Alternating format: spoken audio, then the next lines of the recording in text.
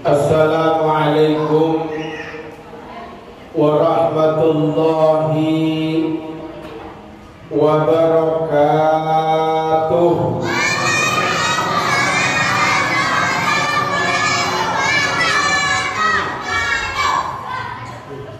Alhamdulillah, semangat anak kita mudah-mudahan mewakili kita di masa yang akan datang, sehingga diro yang mereka bawa akan membawa perubahan dalam kehidupan keberagamaan kita. Dan insya Allah dengan keberadaan mereka, rumah tangga orang tuanya menjadi rumah tangga yang sakinah, mawaddah, warahmah. Dan mudah-mudahan dengan keberadaan mereka, rezeki orang tuanya adalah rezeki yang halal dan thayyibah. Dan insya Allah keberadaan mereka menyebabkan kita dimasukkan ke dalam surganya Allah Subhanahu wa ta'ala. Amin. Alhamdulillah wa syukurillah ala nikmatillah, la haula wa la quwwata illa billah. Ashhadu an la ilaha illallah wahdahu la syarika lah, wa ashhadu anna Muhammadan abduhu wa rasul. Allahumma salli wa sallim wa barik ala Sayyidina Muhammad wa ala ahlihi wa ashabihi wa man tabi'ahum bi ihsani illa yaumiddin. Amma ba'du. Yang kami hormati, yang kami muliakan para alim, para ulama, tokoh agama, tokoh masyarakat yang ada di sekitar kita ini, kita doakan bersama, mudah-mudahan mereka selalu disehatkan oleh Allah Subhanahu wa ta'ala, dipanjangkan umurnya oleh Allah Subhanahu wa ta'ala, dan keberadaan mereka insya Allah akan mendatangkan keberkahan dalam kehidupan kita semuanya. Amin. Yang kami hormati, kami muliakan Pak RT. Ada Pak RT? Ada Pak RT-nya. Alhamdulillah. Pak RT ini luar biasa, karena ujung tombaknya kampung itu ya Pak RT. Karena urusan apa saja itu biasanya Pak RT. Ada orang ribut-ribut, Pak RT. Ada kemalingan, Pak RT. Ada yang selingkuh, Pak RT. Tapi bukan Pak RT-nya yang selingkuh. Maka biasanya urusan kampung ya Pak RT semuanya. Maka mudah-mudahan Pak RT, apa yang Bapak lakukan selama ini akan menjadi amal jariahnya di sisi Allah Subhanahu wa ta'ala. Amin. Bapak Ibu hadirin yang dirahmati Allah Subhanahu wa ta'ala, alhamdulillah, ini semua atas kehendak Allah. Ini semua terjadi karena seizin Allah Subhanahu wa ta'ala. Maka malam hari yang berbahagia ini kita masih sempat untuk memperingati Isra dan Mi'raj. Gak ada kata terlambat, Pak. Ada ngomong ada telat ini, gak telat. Kalau sampai setahun berikutnya juga gak masalah. Memperingatin itu. Intinya kita tahu kenapa baginda Nabi melakukan Isra dan Mi'raj. Orang yang percaya dengan Isra dan Mi'raj itu adalah mereka yang yakin kepada Allah. Hanya orang yang beriman kepada Allah, yang percaya kepada peristiwa Isra dan Mi'raj. Kalau orang yang tidak beriman, maka mereka tidak akan pernah yakin dengan peristiwa ini. Sampai detik ini, Pak, bahkan dari Masjidil Haram ke Masjidil Aqsa, lalu kemudian naik ke Sidratul Muntaha. Sampai detik ini orang yang tidak beriman kepada Allah masih mengolok-olok baginda Nabi, masih mengolok-olok padahal beliau sudah meninggal dunia. Peristiwa ini masih jadi olok-olokan buat mereka yang tidak beriman kepada Allah. Orang Yahudi, orang Nasara, mereka masih mengolok-olok peristiwa Isra dan Mi'raj. Bagaimana mungkin Muhammad bisa melakukan hal yang semacam itu? Kenapa? Karena peristiwa ini adalah peristiwa yang luar biasa. Makanya Allah kemudian menyampaikan Subhanalladzi asra bi'abdihi laila. Maha suci Allah. Maka orang yang tahu kesucian Allah, orang yang tahu keagungan Allah, itu hanya orang yang beriman. Maka Allah mensucikan dirinya dari apa? Dari orang-orang yang tidak pernah membenarkan dirinya. Allah mensucikan dirinya dari siapa? Mereka-mereka yang tidak beriman kepada Allah. Maka kalimat Subhanalladzi untuk mensucikan Allah dari pikiran orang-orang yang tidak mengimani Allah Subhanahu wa ta'ala. Ini kalimat Subhanallah, Maha suci Allah. Mensucikan Allah dari status kehambaan manusia. Kenapa? Inilah peristiwa tauhid. Inilah peristiwa akidah.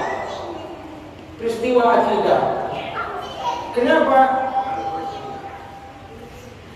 Ketika Allah mengutus baginda Nabi, jarak antara Nabi Muhammad dengan Nabi Isa alaihissalam itu jaraknya 600 tahun. 600-an tahun. Selama kurun waktu 600 tahun ini, banyak orang yang menyimpang dari akidah. Umat Nasrani yang dulunya mereka menyembah Allah, lalu kemudian mereka menyimpang, tidak menyembah Allah tapi menyembah nabinya, menyembah sama manusia. Yahudi dulunya mereka menyembah Allah, tapi kemudian mereka menyembah anak sapi. Majusi dulunya mereka menyembah Allah, tapi kemudian mereka menyembah api. Maka baginda Nabi diutus pertama untuk mensucikan Allah dari hal-hal yang semacam ini, mengembalikan manusia untuk bertauhid kepada Allah Subhanahu wa ta'ala. Maka kalimat yang diajarkan oleh Rasul, la ilaha illallah, la peniadaan, menafikan, menghilangkan semua ilah, Tuhan. Apa itu Tuhan?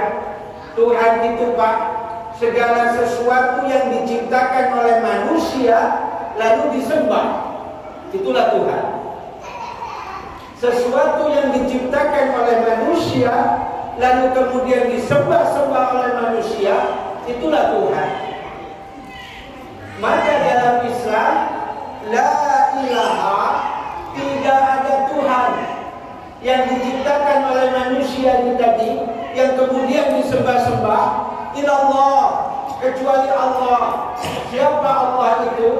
Allah itu adalah Zat yang menciptakan. Zat yang menciptakan, lalu kemudian disembah.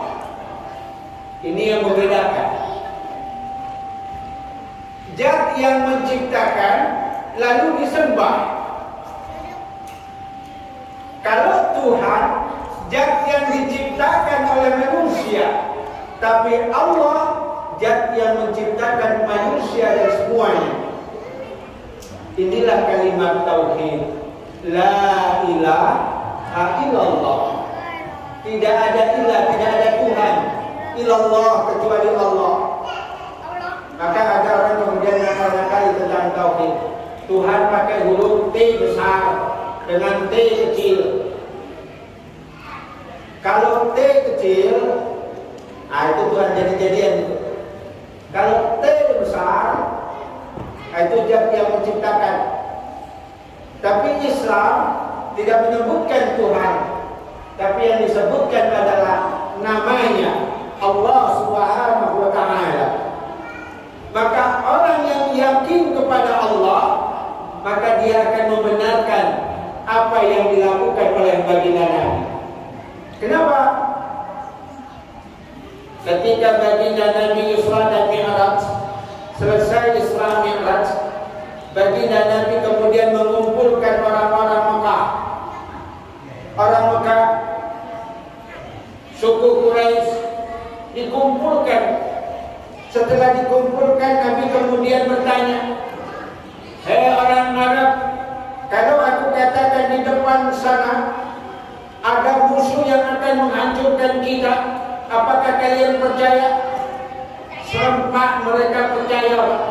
"Kami percaya Muhammad, kalau kamu yang bicara." Ini kata mereka. Kalau saya katakan di belakang sana ada musuh yang akan menghancurkan kita, apakah kalian percaya? Apa jawab mereka? Kalau kamu Muhammad yang bicara, kami percaya. Lalu kata baginda Nabi, kalau saya katakan tadi malam saya melakukan perjalanan dari Masjidil Haram ke Masjidil Aqsa, lalu kemudian naik ke Sidratul Muntaha, bertemu dengan Allah Subhanahu wa Ta'ala, apa kalian percaya? Apa jawab orang Quraisy? Sudah mulai Muhammad bokehnya kelihatan. Ini ciri orang gila ini. Bagaimana mungkin perjalanan dari Masjidil Haram ke Masjidil Aqsa, Masjidil Haram ada di Mekah, Masjidil Aqsa ada di Palestina, cuma 1 malam. Kenapa? Waktu masa itu perjalanannya onta saja itu 30 hari Pak. Ada yang 30 hari, ada yang 40 hari. Itu baru berangkat, belum pulangnya. Lagi ini kok cuma 1 malam. Kelihatan botekmu Muhammad. Kalau botek ya nggak usah kebangetan mungkin. Maka banyaklah orang menghujat pada waktu itu. Banyak yang menghujat Pak.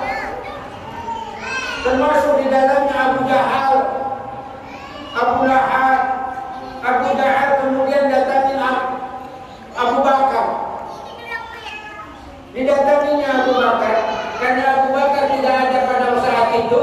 Ketemu Abu Bakar, ditanya, Abu Bakar, kalau ada orang yang mengatakan dia melakukan perjalanan dari Masjidil Haram ke Masjidil Aqsa, lalu kemudian naik ke Sidratul Muntaha, paginya sudah ada lagi di Mekah, kamu percaya? Apa jawab Abu Bakar? Yang ngomong siapa? Nggak langsung dijawab. Yang ngomong siapa? Muhammad. Kalau Muhammad yang ngomong, saya percaya. Kamu percaya? Dari Masjidil Haram ke Masjidil Aqsa cuma 1 malam. Kamu percaya? Kalau Muhammad yang ngomong, saya percaya. Ini sama kebloknya dengan Muhammad. Marah Abu Jahal. Maka kemudian Abu Bakar mendatangi baginda Nabi. Lalu ditanya, ya Rasul, benarkah Anda melakukan perjalanan dari Masjidil Haram ke Masjidil Aqsa naik ke Sidratul Muntaha? Jawab Rasul, kamu percaya? Kalau sampai ngomong iya, saya percaya. Lalu apa kata Rasul? Antasyid. Maka baginda Nabi kemudian memberikan gelar kepada Abu Bakar Asyid. Kenapa? Selalu membenarkan. Ini mesti kita namanya apa? Nyerahkan maka selalu membenarkan apa yang diucapkan oleh Rasul. Ini asyik, selalu membenarkan. Maka Isra Mi'raj itu apa? Isra Mi'raj itu adalah perjalanan ruhaniyah. Untuk apa? Untuk menghibur baginda Nabi. Kenapa? Baginda Nabi ketika itu sedang ditinggalkan oleh dua orang yang dia cintai. Pertama, pamannya meninggal dunia. Sosok yang selalu membelai Rasul, yang selalu melindungi Rasul dari orang-orang Quraisy, yang menghujat baginda Nabi. Satu meninggal dunia, lalu kemudian disusul istrinya yang dia cintai, Khadijah. Ya bu, Khadijah bu, istri yang luar biasa. Ketika Rasulullah pulang dari berjihad, pulang dari dakwah, ada tempat untuk bersandar, ada tempat untuk berkeluh kesah, ada tempat yang menghibur baginda Nabi. Satu kali ketika baginda Nabi pulang dari berdakwah, baginda Nabi lelah, baginda Nabi capek, karena baginda Nabi baru dihujat, dihina, dimaki oleh orang-orang Quraisy. Lalu baginda Nabi pulang. Ketika sampai di rumah, istrinya Khadijah itu masih netein anaknya Fatimah Zahra. Fatimah Zahra masih ada dalam gendongan Khadijah. Lalu kemudian Rasul mengambil Fatimah, diangkat Fatimah, ditaruh di tempat yang lain. Lalu Rasul berbaring di pahanya Khadijah, di pangkuannya Khadijah. Ketika dipangku oleh Khadijah, Rasul tertidur sambil dilus-elus kepalanya begitu Pak. Bu, pernah nggak kepala suami dilus-elus? Pak, pernah nggak manja-manja tidur di pangkuan istrinya Pak? Kalau dibilang istrinya, rajinnya bapak nih, udah tua aja rajin-rajin. Rasul tidur di pangkuannya Khadijah. Khadijah mengelus rambutnya Rasul sampai Rasul tertidur. Khadijah lalu memandangi wajah Rasul. Tanpa sadar Khadijah meneteskan air matanya. Menetes air matanya jatuh ke pipi Rasul. Rasul terbangun dari tidurnya. Lalu Rasul bertanya, Khadijah, kenapa kamu menangis? Apa kamu menyesal punya suami seperti saya? Kamu dulu orang kaya yang luar biasa. Sepertiga Mekah, sepertiga kekayaan Mekah itu miliknya Khadijah Pak. Sepertiga kota Mekah itu miliknya Khadijah. Tapi ketika menikah dengan Rasul, subhanallah, Bu,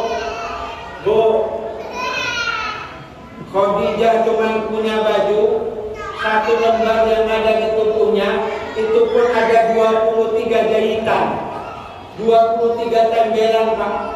Dari orang kaya raya menikah dengan Rasul, berjuang berjihad kepada Rasul, tinggal sisa baju yang ada di badannya, tembelannya 23 tembelan.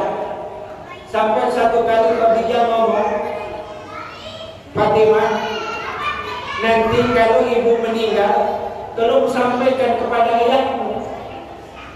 Sampaikan kepada ayahmu. Tolong tinggalkan sorbannya untukku, agar tubuhku bisa tertutup. Karena kain yang ibu miliki tidak cukup untuk menutupi tubuh. Khadijah. Lalu kemudian ketika kemudian ditanya, apakah kamu menyesal? Tidak Rasul, saya tidak menyesal. Saya hanya khawatir jikalau seandainya nanti saya meninggal dunia, tapi aku belum selesai, dakwahku belum selesai, saya khawatir. Maka kalau kamu nanti mau menyeberangi lautan, kamu mau menyeberangi samudra, tidak ada alat untuk menyeberangi.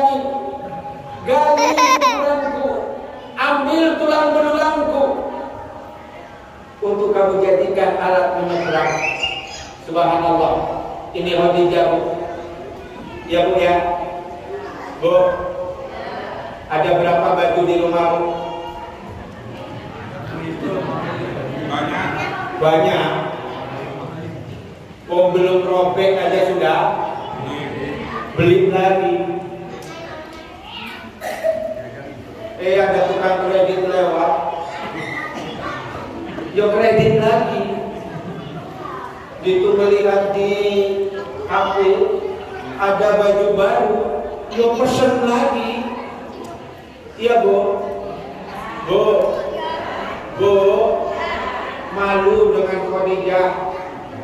Kasihan bapaknya, baju belum dipakai, sudah pesen lagi di wallet.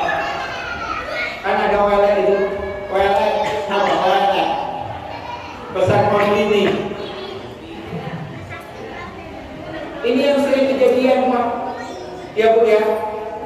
Bu, hati-hati. Banyak barang mubazir di rumah.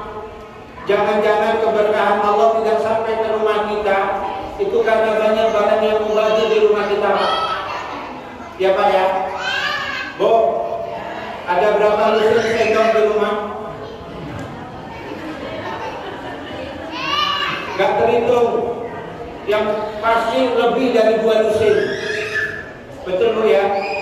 Sehari pakai sendok berapa lusin, Bu? Piring, ada berapa banyak piring di rumah, Pak? Berlusin-lusin. Satu hari berapa yang dipakai, Pak? Sampai 1 lusin, Pak? Tidak. Tapi di lemari kita banyak. Mubazir tidak, Pak? Jangan-jangan kemubaziran ini yang menyebabkan keberkahan kita itu hilang. Kenapa? Innal mubazirina kanu ikhwanu syaitan. Mubazir itu temannya setan. Wa kana syaitanu li rabbika kafura. Dan setan itu kepada Tuhan yang kufur. Maka banyak orang yang menumpuk-numpuk itu tidak bersyukur kepada Allah. Kenapa? Baju masih bagus, gak ada masalah, beli lagi. Tapi begitu berangkat pengajian, jo itu juga yang dipakai. Iya, Pak ya. Tiap lebaran beli baju baru, tapi ke masjid yang sudah meluntur-meluntur yang dipakai.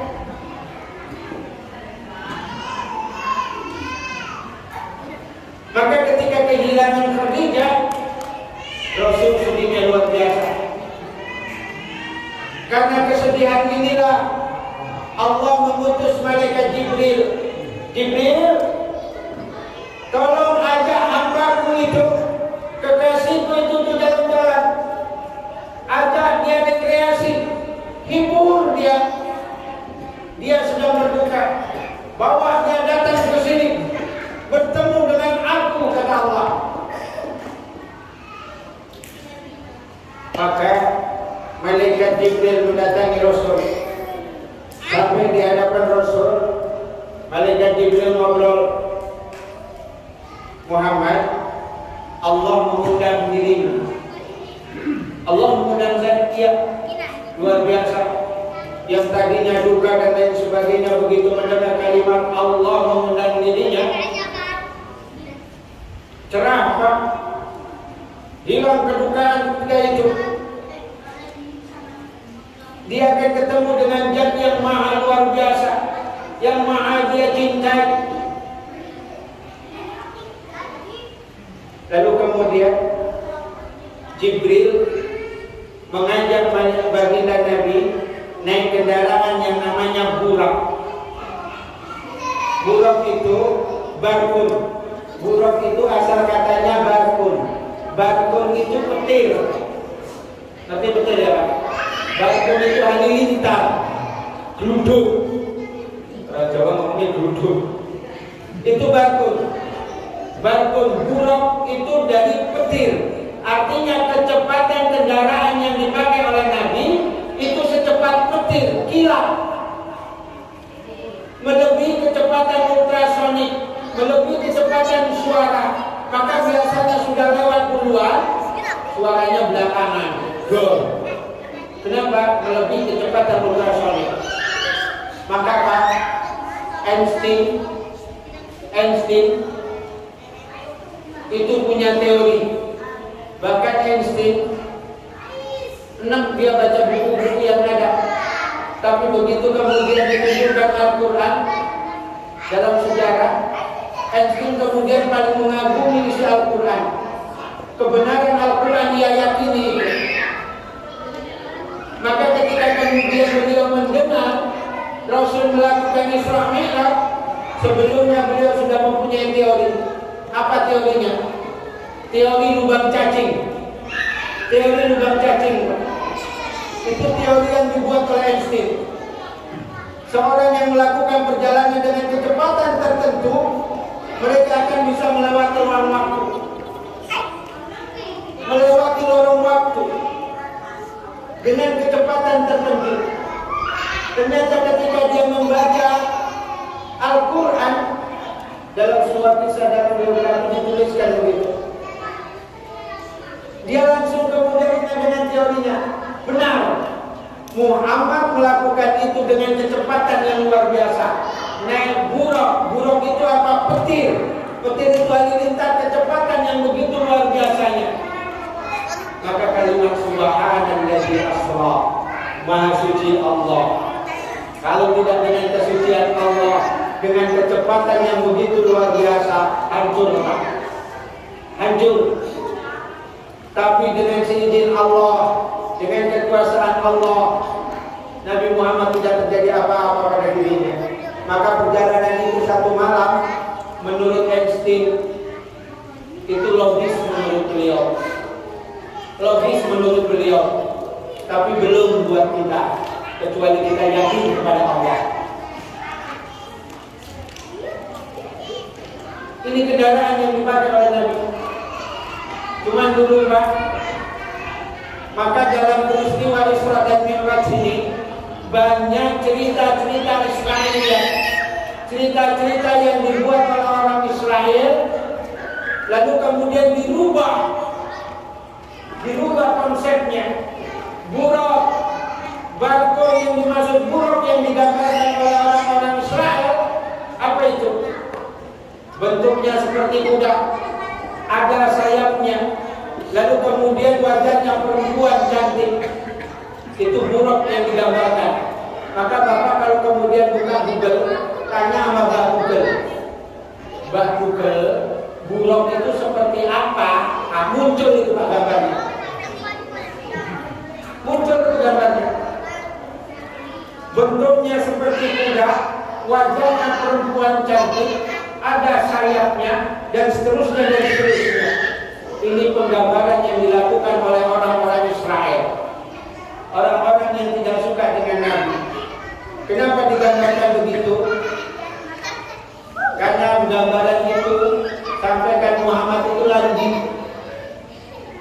istrinya banyak, maka kemudian digambarkan dia menggali perempuan dan lain sebagainya. Ini cerita-cerita Israeliat dalam ini.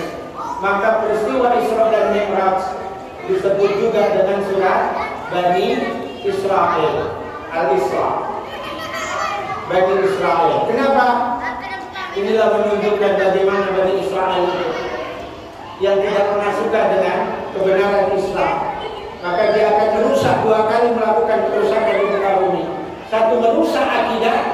Kedua, merusak sistem. Jadi memang dua yang merusak. Dan pasti pertama yang dirusak adalah akidah, agar manusia tidak menyembah Allah. Yang kedua, sistem dalam kehidupan dirusak oleh orang Yahudi, orang Nasrani. Maka sistem yang ada di dunia ini, orang kalau sudah mau khilafah, nggak benar sudah. Kalau sudah ngomong masalah Islam, nggak benar sudah. Kalau sudah ngomong Al-Quran, ngeri sudah. Kenapa? Inilah yang dibuat mereka untuk mengaburkan Islam itu sendiri, agar Islam tidak seperti apa yang digambarkan di dalam Al-Quran. Tapi mereka kemudian menuliskan sesuatu yang tidak sama sekali menunjukkan keislamannya. Maka peristiwa Isra Mi'raj ini sekali lagi adalah peristiwa yang mengungkap energi ketauhidan kita kepada Allah, akidah kita kepada Allah. Maka apa yang diperlihatkan oleh Allah kepada Nabi ketika Isra dan Mi'raj? Pertama, Nabi ditontonkan surga, diperlihatkan neraka. Untuk apa? Gambaran buat kita. Kalau surga tidak pernah terbayang terbesit sedikit pun tentang kenikmatan surga. Kenapa? Begitu kita membayangkannya 1000 kali lipat indahnya surga itu. Dan ketika kemudian melihat neraka, kalau melihat surga baginda Nabi tersenyum, tapi begitu melihat neraka baginda Nabi menangis. Kenapa? Nabi pernah bertanya kepada Allah, ya Allah, neraka yang paling ringan siksaannya itu seperti apa sih? Neraka yang paling ringan, Pak, yang paling ringan siksaannya itu seperti apa?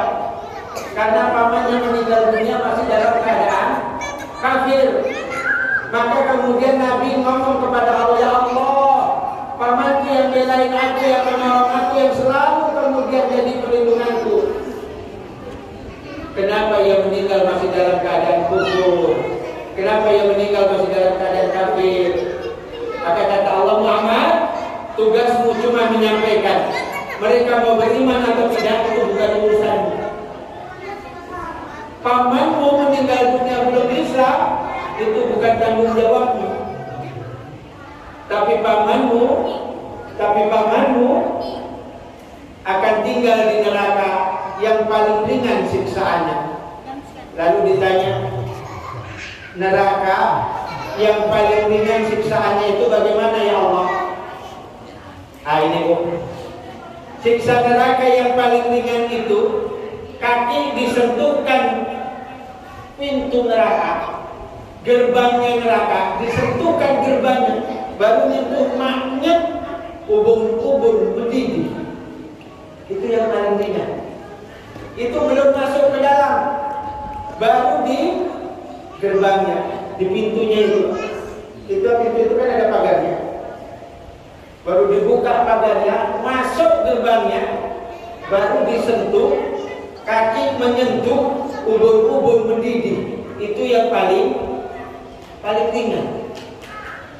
Lalu yang paling dahsyat, neraka jahanam bagaimana? Maka Rasul menangis ketika mendengar neraka, menyaksikan neraka. Subhanallah.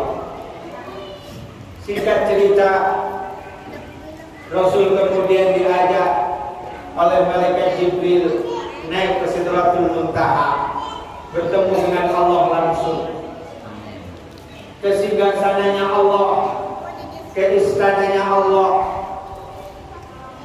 Begitu sampai di gerbangnya, malaikat Jibril mempersilahkan Nabi Muhammad untuk masuk ke dalam. Tapi malaikat Jibril tidak ikut masuk ke dalam. Nabi bertanya, kenapa nggak ikut sekalian?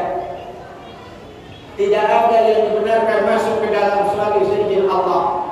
Dan satu-satunya makhluk yang masuk ke tempat itu hanya Rasulullah SAW, Nabi kita Muhammad SAW. Begitu masuk ke dalam bertemu dengan Allah, apa yang diucapkan oleh baginda Nabi?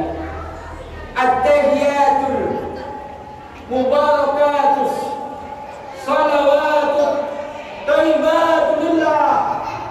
Ini kata Rasul.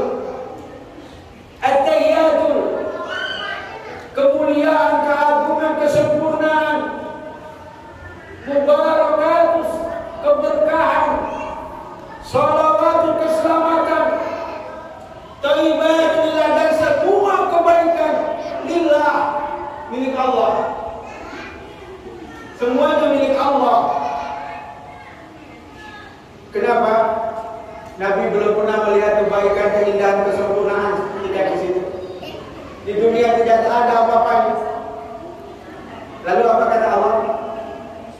Assalamu alayka ayyuhan nabi wa rahmatullahi wa barakatuh.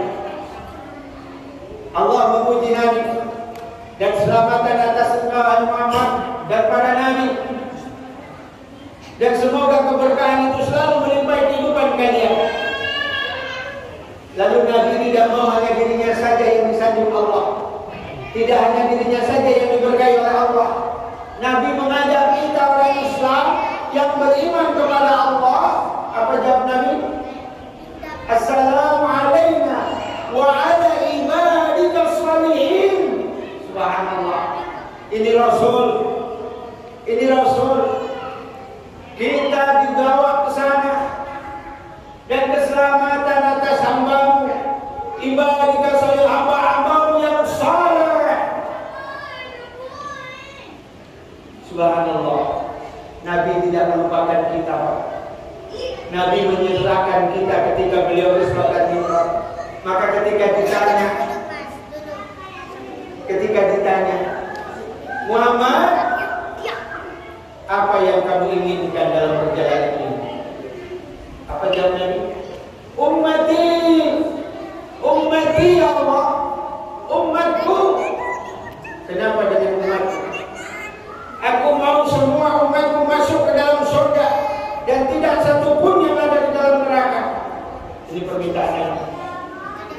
Padahal Nabi baru ditinggalkan istrinya. Kalau Tamto yang ditanya, Tamto,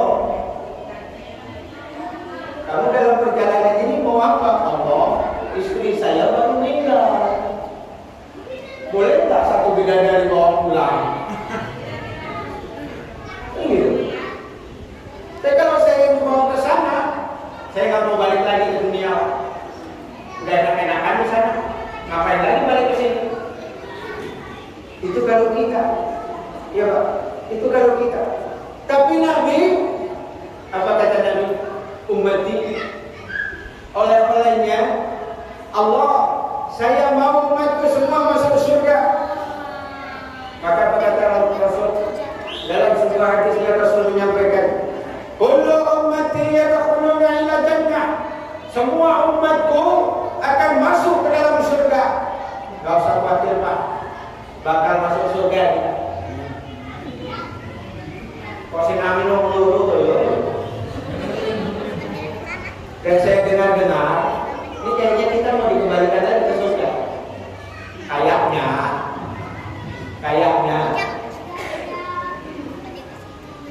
Kullu ummati yadkhuluna ila jannah.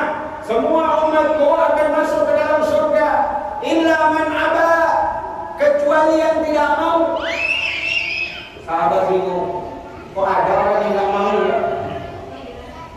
Lalu sahabat bertanya, man ya'ba ya Rasul? Siapakah orang yang tidak mau itu Rasul? Man ata'ani faqad ata'a Allah, wa man asani faqad asa Allah, fa huwa al-abad. Siapa yang taat kepadaku, berarti dia taat kepada Allah. Itulah yang akan masuk surga. Wa man asani, siapa yang enggan, kufur, tidak percaya kepadaku, sesungguhnya dia kufur dan tidak percaya kepada Allah. Fahuwal abad. Itulah orang yang tidak mau masuk ke dalam surga. Maka karena kita semua pengikut Nabi Muhammad, insya Allah kita masuk ke dalam surga semuanya. Amin. Cuma kapan masuknya menurut diri dan ya Pak ya. Ya Pak ya. Tunggu gilirannya. Ada yang masuk secepat kilat, langsung. Ada yang pakai lari-lari kecil kayak sapi. Ada yang sampai merangkak-merangkak. Ada yang dicuci dulu. Nah kita yang mana nggak tahu. Mudah-mudahan tidak yang dicuci dulu Pak ya. Kenapa? Yang masuk surga itu hanya orang-orang yang bersih, orang-orang yang suci. Ya Pak. Kalau ada dosanya dicuci dulu. Di mana? Di neraka. baru nanti masuk surga. Kalau dosanya banyak, nyucinya tambah kenceng nih. Ya toh, Bu? Pernah nyuci baju? Kalau dagingnya banyak, deterjennya tambah banyak itu. Nggak hilang juga. Biasanya direbus pakai air panas. Dia lepas. Lalu disikat lagi. Kok nggak hilang lagi? Entah pakai deterjen apa lagi, sikat lagi. Sampai robek jadi. Kenapa? Ingin dibersihkan. Maka baru nanti bisa masuk surga. Mau disikat dulu atau mau otomatis? Tergantung ibadah kita. Tergantung rahmatnya Allah kepada kita. Siapa? Maka oleh-olehnya apa? Salat. Oleh-olehnya salat. Allah, saya mau oleh-oleh yang menyebabkan umatku, hambamu masuk ke dalam surga. Gampang Muhammad. Ajarkan kepada umatmu untuk salat. Pertanyaannya apa? Ada nggak perintah salat sebelum Isra dan Mi'raj? Ada Pak? Ada nggak Bu? Ada nggak perintah salat sebelum Isra dan Mi'raj? Ada. Maka Nabi ketika Isra dan Mi'raj mimpin salat para nabi. Tapi salatnya tidak sama dengan salat kita. Nggak sama. Zamannya Nabi Adam, salat itu cukup ajib wa du'a. Asal ingat saja. Asal ingat sudah dianggap salat. Lalu asal berdoa sudah dianggap salat. Itu zamannya Nabi Adam. Lalu kemudian ajaran ini diikuti oleh nabi dari Indonesia. Indonesia punya nabi, hebat Indonesia. Namanya Ahmad Musodik Al-Masih Al-Maut Awut-Awutan. Akhirnya masuk hutan dari penjara. Ahmad Musodik, pemain bulu tangkis, ngaku dapat wahyu, sholat gak perlu aneh-aneh, cukup asal ingat. Keluar dari penjara, lari ke Samboja. Ke Samboja Pak. Di Samboja dirikan perguruan namanya Gavatar. Masih ingat Pak? Pernah ada dulu itu di Samboja. Pengikutnya banyak Pak. Kenapa? Gak perlu sholat, asal ingat saja. Ibunya jalan ke pasar mateng, ingat Allah sholat. Sholat sudah susah. Ajiblu wa doa. Lalu kemudian setelah itu arka'u wasjudu. Ingat Allah sambil berdoa, ruku dan sujud saja. Ruku dan sujud saja. Maka ketika baginda Nabi Isra dan Mi'raj, ketika Mi'raj ketemu dengan Allah, Allah mengajarkan bagaimana sholat yang sebenarnya. Maka sholat dilengkapi, disempurnakan oleh Rasul. Maka kata Rasul, "Shollu kama ra'aitumuni usolli." Sholatlah kamu sebagaimana aku sholat. Karena ketika kemudian Nabi selesai acara itu, sholat 2 rakaat waktu subuh, sama Ali bin Abi Thalib. Ali bin Abi Thalib jadi makmum. Ketika Ali jadi makmum, selesai sholat, Ali bingung. Biasanya sholat tidak kayak begini. Lalu Ali nanya, Rasul, kenapa kok sholatnya berbeda? Kata Rasul, "Shollu kama ra'aitumuni usolli." Sholatlah kamu sebagaimana kamu melihat aku sholat. Sholatnya Nabi bagaimana? Sholatnya Nabi Rasul, saya bisa maju ke depan ini ya. Nyampe.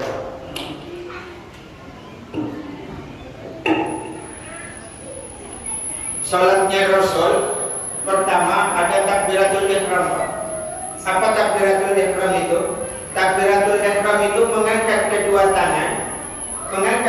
tangan sembari mengucapkan kalimat takbir Allahu Akbar. Ini takbiratul ihram. Maka orang ketika sholat takbiratul ihram Kenapa kau mengangkat tangan?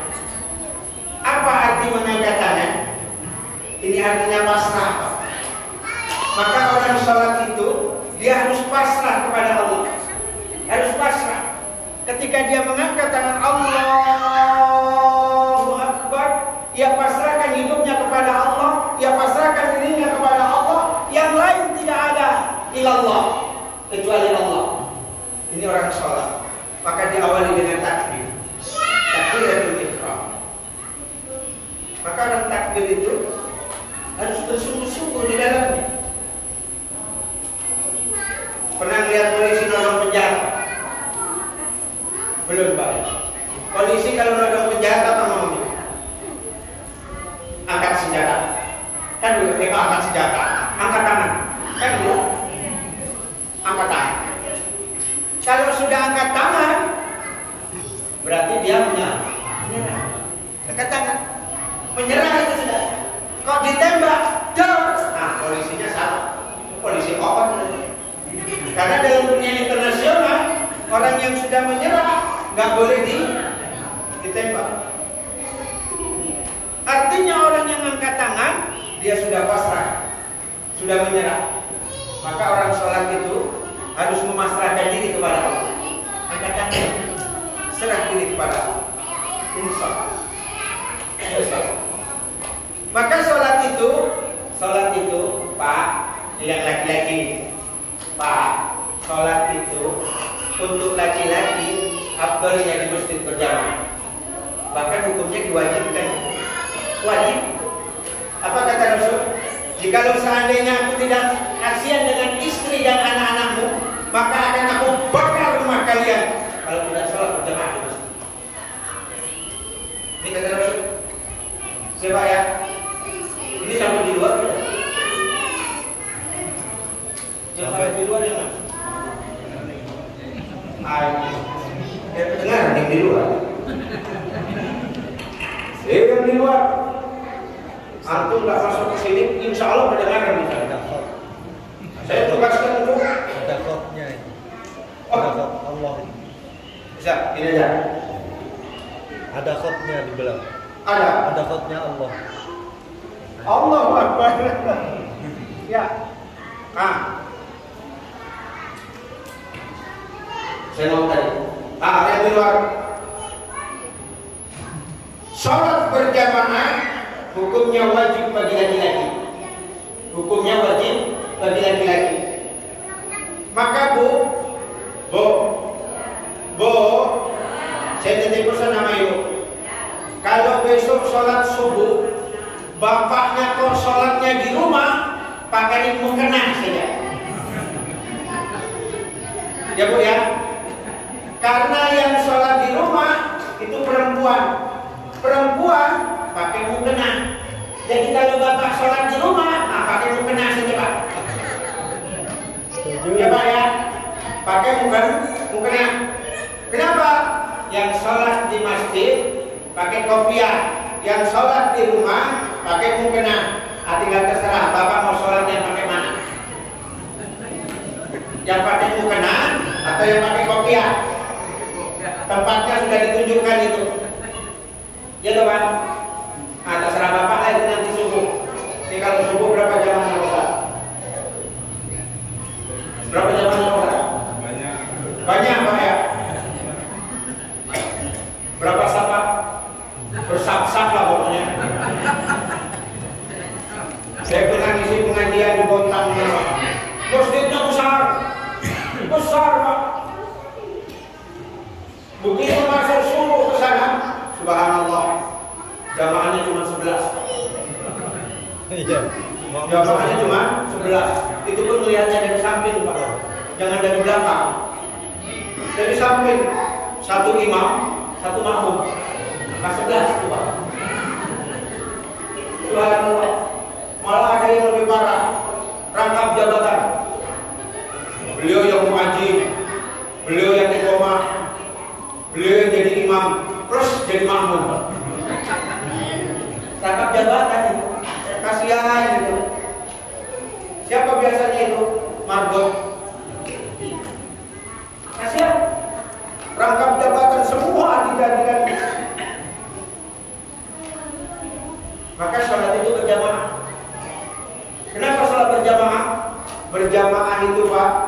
berjamaah itu antara imam dengan makmum itu harus saling pengertian. Ini gambaran kehidupan kita. Maka imam sebelum memimpin sholat dia harus woro-woro dulu, pengumuman dulu. Apa pengumumannya? Sausuman fayatafil saum min tamami shalah. Rapatkan saf, luruskan barisan. Ini pengumumannya. Ini habis qomat, imam langsung Allahu Akbar, makmumnya masih berantakan. Imam egois namanya itu. Maka imam sebelum memimpin sholat itu harus diumumkan dulu. Ayo rapatkan dulu saf dan sebagainya. Karena rapatnya saf, lurusnya barisan, bagian dari kesempurnaan sholat. Sempurna sholat berjamaah. Rapatnya saf itu bagaimana? Rapatnya saf itu Pak, ketemu bahu dengan bahu, bukan ketemu kaki dengan kaki. Ya Pak. Kata Rasul, rapatkan saf kalian hingga ketemu antar bahu dengan bahu kalian. Kenapa? Orang yang ketemu bahu dengan bahu, kata Rasul seperti orang yang berpelukan. Ini kata Rasul dalam hadisnya begitu. Bukan ketemu kaki dengan. Saya pernah salah satu masjid di Gunung Sari. Waktu sholat perasaan saya sudah menjadi betul perasaan saya. Orang kan boleh punya perasaan. Dikejar sama sebelah, kesenggol. Saya geli. Karena geli, saya geser. Sering. Saya masih dikejar lagi, saya geser lagi. Sering. Masih dikejar lagi, enggak saya geser, Pak. Saya kejar. Jerok. Ayo. Selesai sholat, saya tanya, Mas, kenapa kaki saya dikejar? Apa kata beliau? Kalau sholat, tadi kan sudah diingatkan imamnya, suruh rapatkan saf. Oh begitu. Kenapa? Biar tidak lewat setannya lewat sini. Karena kata Rasul, kalau renggang, gitu maksudnya, kalau renggang, setan akan lewat dari sana.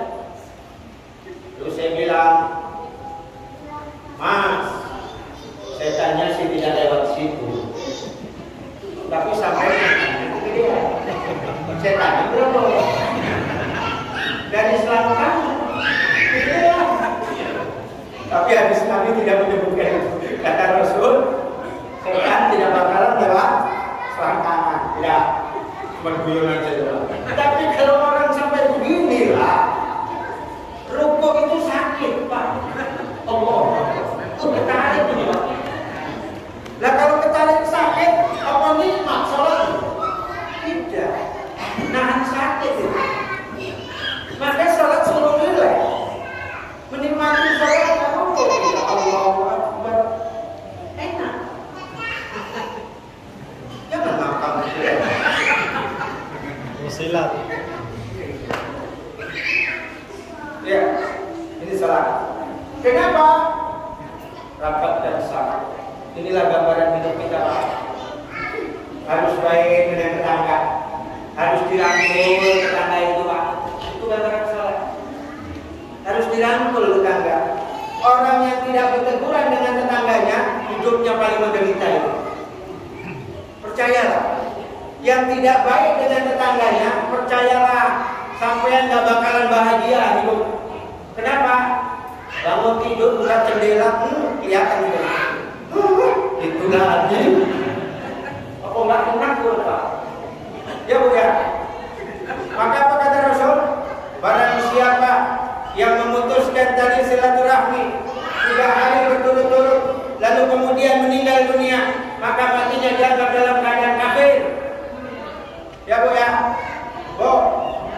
Bo, ada yang sudah 3 hari nggak berteguran?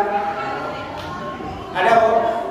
3 hari sih enggak Pak, tapi sudah 3 lebaran ini nggak bertegur sapa. Hati-hati, ini salat berjamaah. Saya singkatkan saja. Oh sudah jam 10.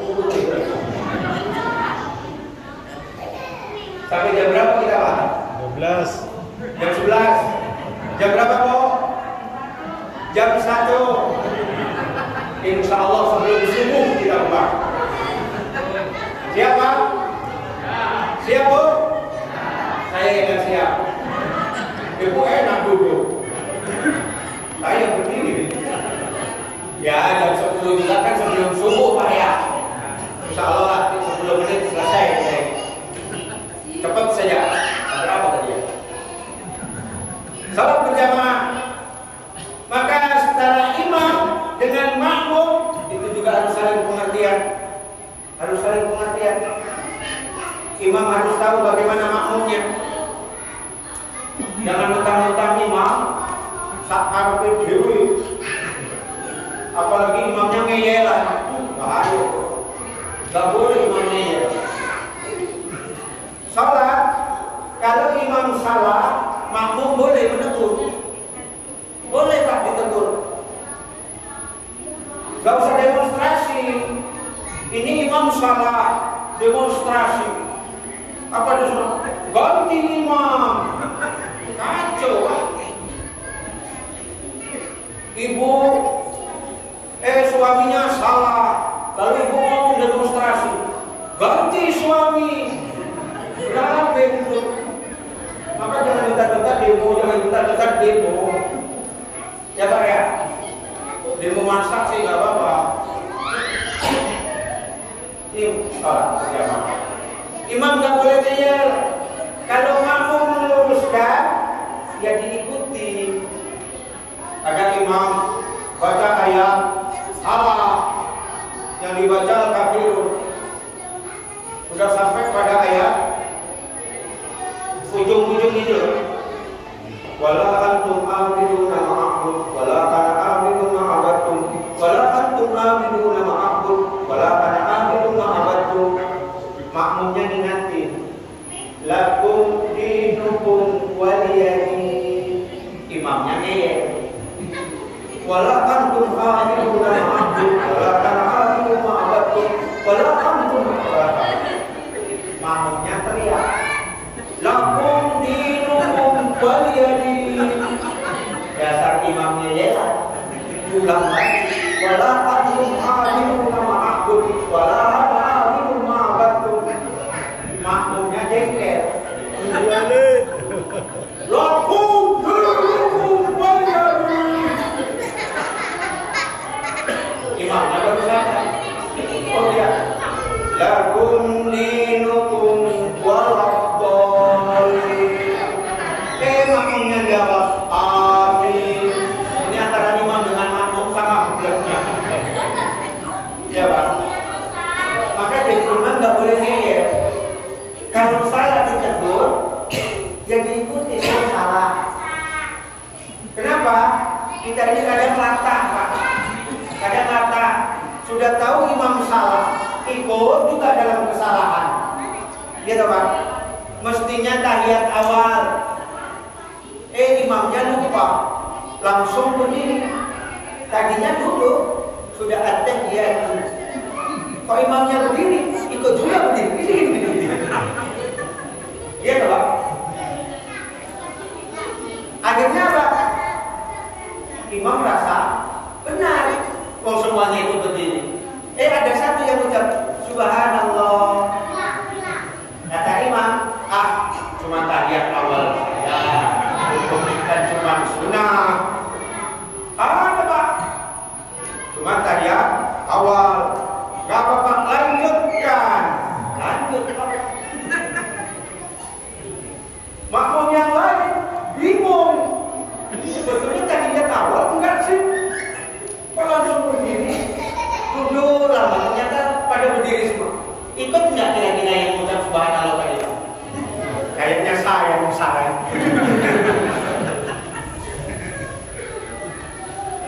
Ini sering kejadian. Maka imam nggak boleh ngeyel. Kalau ditegur, jadi ingatkan, ayo. Pemimpin juga begitu. Maka Pak RT, kalau ditegur oleh rakyatnya, ya jangan mentang-mentang RT. Apa kan? Tanda-tanda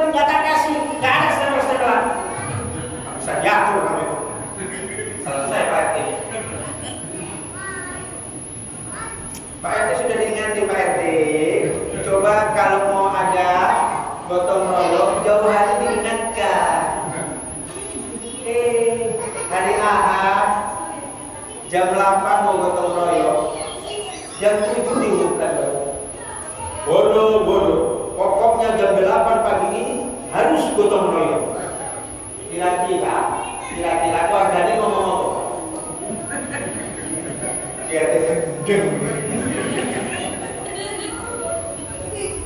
Kan begitu. Maka orang-orang dulu jauh hari sudah diingatkan. Begitulah dalam tatanan sholat. Begitulah sholat berjamaah. Ya Pak ya. Begitu sholat berjamaah. Masih ada yang nih? Begitu sholat berjamaah. Maka kalau imam batal, ya harus mengundurkan diri. Ya Pak. Ini ada imam. Pas sholat rukuk, Allahu Akbar, bunyi. Begitu bunyi, imamnya lanjut aja. Sami Allahu liman hamidah, Allahu Akbar. Selesai sholat ditanya, Pak Imam, tadi perasaan ada suara. Tanpa lupa. Apa kata imamnya? Cuma dikit. Emang takbirnya nggak batal? Ada makmumnya yang ngomong, iya, cuma dikit aja, nggak apa-apa.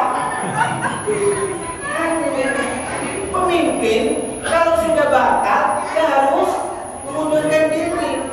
Sudah merasa tidak mampu, batal, cacat secara hukum, ya sudah mengundurkan diri. Gak usah ngeyel, rusak tatanan. Ya Pak, rusak. Kalau jadi pemimpin, kalau sudah ada cacat moral, cacat mental, maksudnya orangnya, dia sudahlah mundur, batal juga, batal demi hukum. Agar apa? Tatanan hidup tetap bagus. Dan ini sudah bunyi tuh, masih ada pembela kebenaran. Cuma dikit aja, nggak apa-apa, lanjutkan, tidak boleh.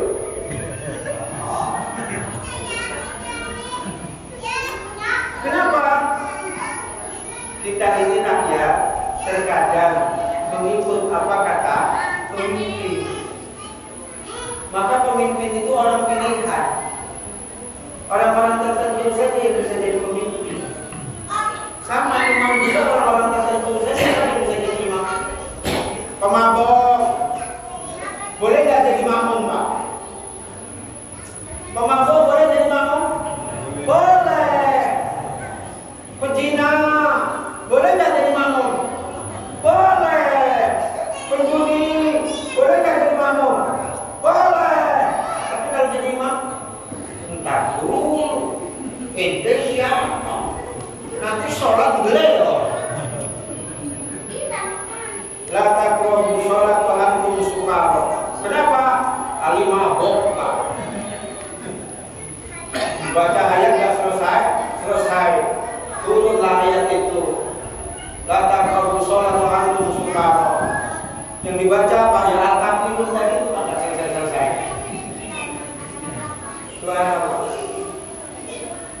Maka sekali lagi antara imam dengan makmum harus saling pengertian. Yang ketiga, yang berikut, yang berapa itu? Pokoknya berikut. Sholat berjamaah itu Pak, satu saja yang khusyuk, lainnya dihitung khusyuk. Ini sholat berjamaah. Inilah istimewanya sholat berjamaah. Sudah khusyuk sholatnya Pak.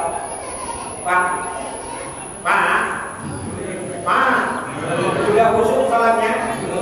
Ibu sudah ada yang khusyuk? Sudah.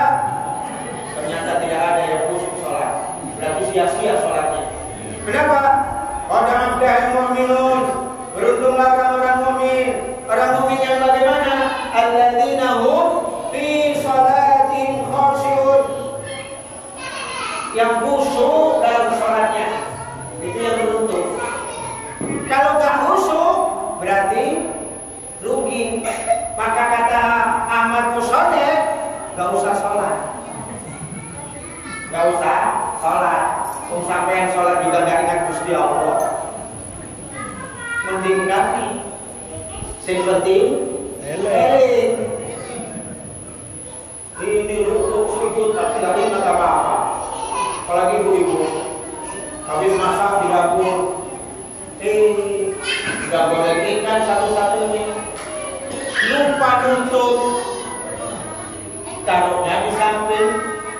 Begitu takbir Allahu Akbar, kucingnya lompat. Insya Allah sholatnya cuma mikirin bagaimana bisa mesin kucing.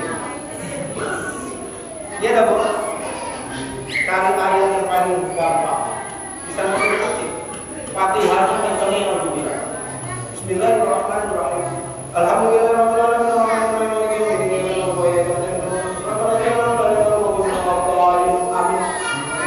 Cari ayat yang paling simpel dan bisa mesin. Bismillahirrahmanirrahim. Allah. Hush. Salatnya kan begitu. Maka orang salat itu Pak, orang salat itu kata Rasul kalau lapar makan. Maksudnya apa? Kalau sudah dihidangkan. Hadis Rasul kalau makanan sudah terhidang, makan dulu. Kenapa? Nanti takbir Allahu Akbar. Nanti habis ini udah maka kalau sudah dihidangkan, makan dulu. Nanti kita buka bersama Pak. Ada acara buka bersama. Mudah-mudahan lagi. Waktu buka bersama itu sering kejadian begitu. Nanti kita makannya setelah sholat. Jangan bahaya itu. Makan dulu selesai, baru sholat. Kenapa? Pikiran kita mesti ke makanan. Maka sholat itu harus khusyuk. Maka sholat itu ada yang 4 rakaat, ada yang 3 rakaat, ada yang 2 rakaat. Diharapkan 4-4-nya bisa khusyuk. Kalau nggak bisa 4-4-nya, minimal salah satu rakaatnya. Karena rakaat pertama sampai rakaat terakhir bacaannya sama, gerakannya sama. Gitu Pak. Maka salah satu saya, kok salah satunya nggak bisa juga, minimal salah satu gerakannya. Sepakat beberapa ulama kemudian mengatakan minimal ketika takbiratul ihram. Ketika takbiratul ihram, totalitas kita kepada Allah. Ya Pak. Maka ketika takbiratul ihram itu banyak macam-macam itu. Ada takbir pasang kungfu. Allah. Kenapa? Biar konsep, biar khusyuk. Ada yang belum benar layanan. Allah.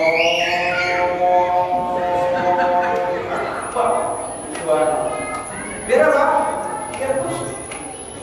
Ada yang bolak-balik diulang. Allah. Allah.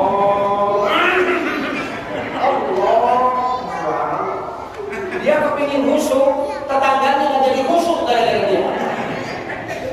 Rusak sholat. Maka jangan gara-gara kita kehusukan orang lain jadi terganggu. Ya Pak ya, Pak, dan sholat di masjid. Jangan ganggu kehusukan orang lain.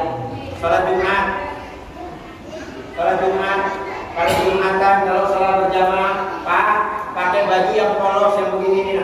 Yang polos yang nggak ada tulisan-tulisannya, pakai sarung yang polos. Kalau ada tulisannya gulung aja ke atas. Jika ada pakai sarung tulisannya di sana masuk ke atas. Kasihan yang di belakang. Allahu Akbar. Sarung baca duduk. Kan begitu Pak. Terbaca nggak itu Pak? Terbaca tidak? Allahu Akbar. Sarung Samarinda.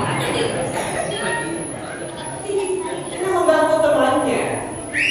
Maka kalau ada belakangnya tulisan-tulisan itu, kok kita iklan juga nggak dibayar, Pak?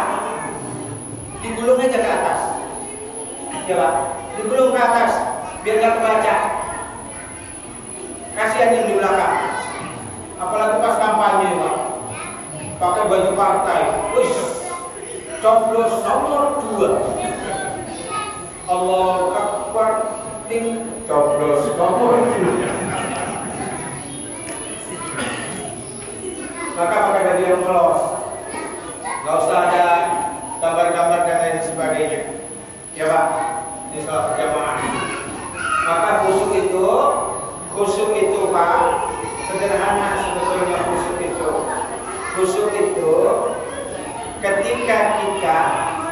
sudah jadikan sholat itu sebagai kebutuhan, khusyuk. Ya, kalau sholat sudah jadi kebutuhan, berarti orangnya sudah khusyuk. Artinya dia sudah mengutamakan sholat. Kok nggak sholat, dia kebingungan, nggak nyaman, gelisah. Nah, itu sudah kebutuhan sholat. Ya Pak. Orang lagi kerja sibuk, sudah waktunya sholat zuhur, tapi karena kerjaan numpuk, dia masih ngerjain kerjaannya, tapi pikirannya tidak tenang. Ada kegelisahan. Kenapa? Belum sholat.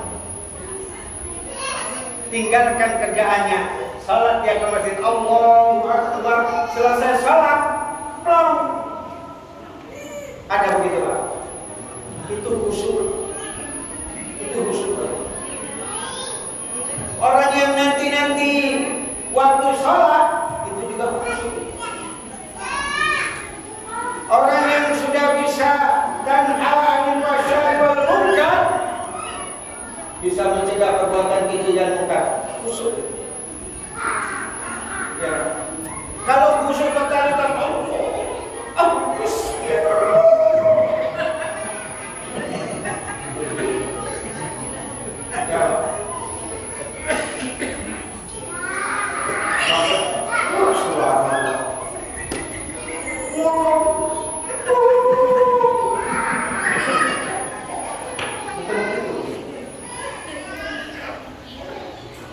bagaimana kita merubah sikap kita, menjadikan kebutuhan, dan sholat dijadikan sarana untuk taat kepada Allah.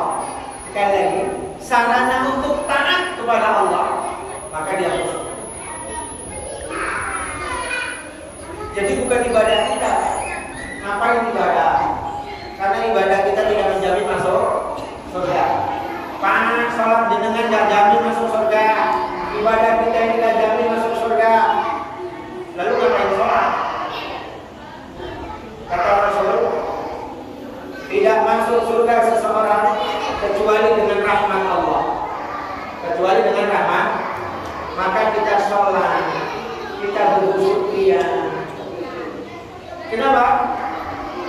Untuk merayu Allah agar rahmatnya diturunkan, agar Allah peduli dengan kita. Bagaimana kita peduli dengan anak-anak kita? Itu kalau anak-anak dipanggil datang, anak disuruh kerjakan, senang nggak? Senang tidak? Maka Allah begitu juga. Kalau kita dipanggil oleh Allah salat, kita salat, Allah senang. Oh, ini di absen datang. Kalau di absen nggak datang, banyak alfanya. Apa yang terjadi? Dia tiba-tiba dapat.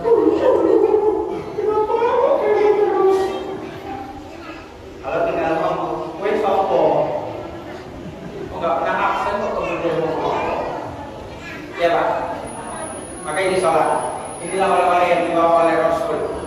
Maka Pak, Bu, terakhir, kalau hidup kita mau baik, kalau hidup kita mau bagus, kalau hidup kita mau hebat, maka perbaiki dulu sholatnya. Kalau kita mau memperbaiki sholat kita, maka Allah yang akan memperbaiki hidup kita. Ayo perbaiki sholat kita.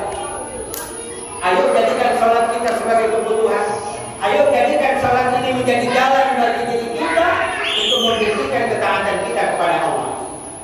Maka sekali lagi, benahi sholat kita, maka Allah akan membenahi hidup kita.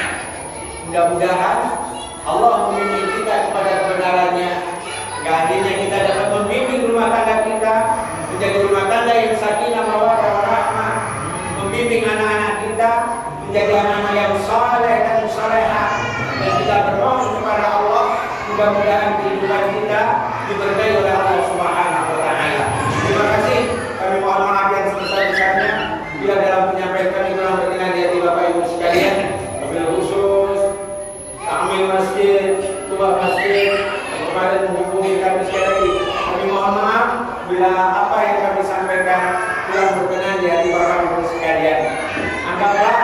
apa yang keluar dari mulut saya ini seperti apa yang keluar dari pantat ayam. Karena yang keluar dari pantat ayam itu hanya ada dua kemungkinan. Kalau nggak tai ayam, dia telur ayam. Gitu Pak. Kalau tai ayam, nggak usah dijulit. Kadang kita ini latah Pak. Bapaknya jalan ke pompong ayam. Ini telur ayam maknya udah tahu itu telur ayam. Ini mesti dijulit. Bukan tai. Pernah nggak begitu Pak? Pernah nggak Bu? Ibu potong buku kaki jempolnya, ujungnya ada hitam-hitam, dicungkil, udah dicungkil dikacak, dicuri. Itu kita. Kenapa? Kita ini terkadang sudah tahu itu haram, sudah tahu itu dilarang, tapi kadang masih nekat. Udah tahu selingkuh itu tidak bagus. Apa ngomong kalau nggak ketahuan, indah gitu. Iya. Kalau nggak ketahuan, gitu ketahuan, bohong sampai. Maka kalau sudah tahu itu tidak baik, ayo buang jauh-jauh. Buang jauh-jauh. Demikian juga bila dalam menyampaikan kami ini tidak pas, banyak hilafnya, banyak salahnya, itulah kelemahan kami, itulah kebalikan kami, itulah kebodohan kami sebagai hamba Allah. Tapi bila mana yang keluar dari pantat ayam itu adalah telur ayam, ayo Pak, jangan langsung dimakan Bu, ketahuan rakusnya. Dibuka dulu kulitnya, direbus dulu Pak. Setelah direbus, kulitnya dibuka, baru bisa kita makan.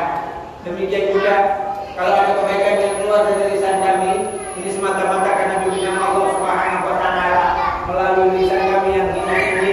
Mudah-mudahan ada keberkahan dari Allah, ada kemuliaan dari Allah.